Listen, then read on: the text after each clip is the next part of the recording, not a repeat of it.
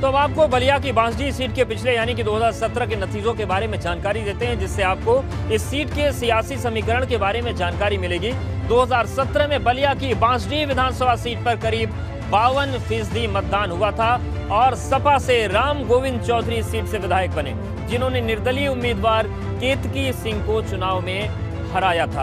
अब आपको बलिया की बांसडीह सीट के पिछले 3 नतीजों के बारे में जानकारी देते हैं, जिससे आपको चुनावी इतिहास समझने में आसानी होगी।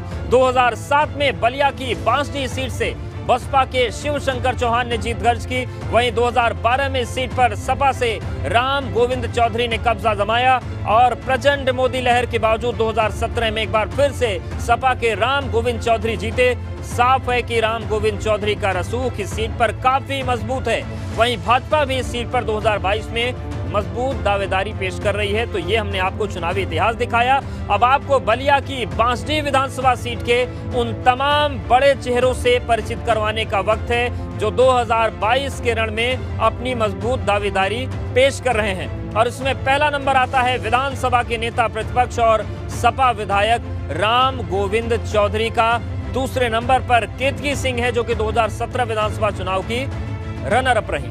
तीसरे नंबर पर बसपा के शिव शंकर चौहान हैं, जो 2007 में सीट से विधायक रहे। वहीं चौथा बड़ा नाम है प्रगतिशील समाजवादी पार्टी के नीरज सिंह और गुड्डू सिंह का, जिनके इलाके में मजबूत पैठ मानी जाती है। तो ये 4 बड़े चेहरे हैं जिनके इर्द गिर्द पूरी राजनीति घूमती है। और अब वक्त है इन तमाम बड़े सियासी चेहरों के बारे में सिलसिलेवार ढंग से जानकारी देने का, ताकि आपको भी इनके सियासी रसूख का पूरा ब्यौरा मिल पाए।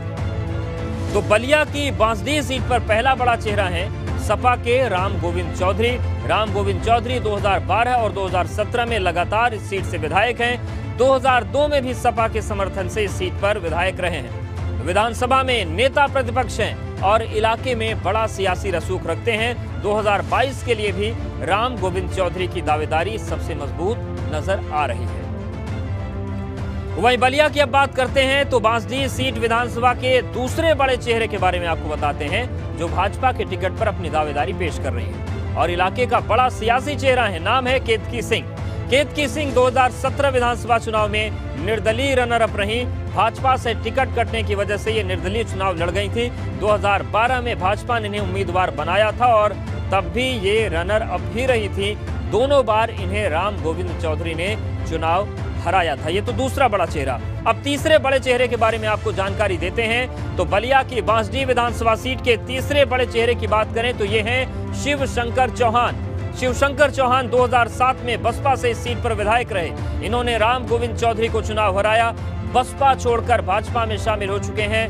दलित और ओबीसी वोटर्स के बीच मजबूत पैठ है और इन्हीं खासियतों के साथ ये 2022 के लिए भाजपा से अपनी उम्मीदवारी पेश कर रहे हैं। अब इसी सीट के चौथे बड़े चेहरे से आपको वाकिफ कराते हैं। तो बलिया की बांसडीह विधानसभा सीट के चौथे बड़े चेहरे हैं नीरज सिंह। प्रगतिशील समाजवादी पार्टी से दावेदारी पेश कर रहे हैं। नीरज सिंह इलाके के बड़े नेताओं में शुमार किए जाते हैं। नीरज सिंह इलाके में बसपा का चेहरा है और ठाकुर बिरादरी में मजबूत पैठ रखते हैं, जिनकी तादाद इस सीट पर सबसे ज्यादा है। तो ये 4 बड़े चेहरे हमने आपको दिखाए। और अब बात कर लेते हैं बलिया की बांसडीह विधानसभा सीट के मुद्दों की, जो अहम किरदार निभाते हैं। तमाम पार्टियां इन्हीं मुद्दों पर चुनाव मैदान में उतरेंगी।